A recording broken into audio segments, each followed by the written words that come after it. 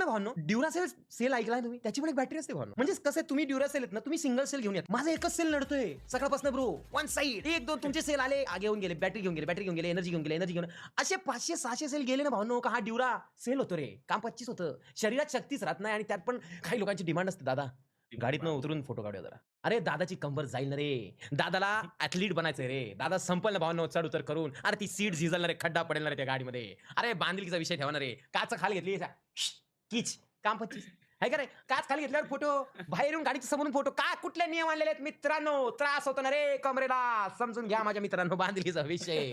आपण खिडकीतनं फोटो काढत जाऊ रे. माझ्या प्रेमानं तुम्हाला नाही बोलताय, त्रास होतो.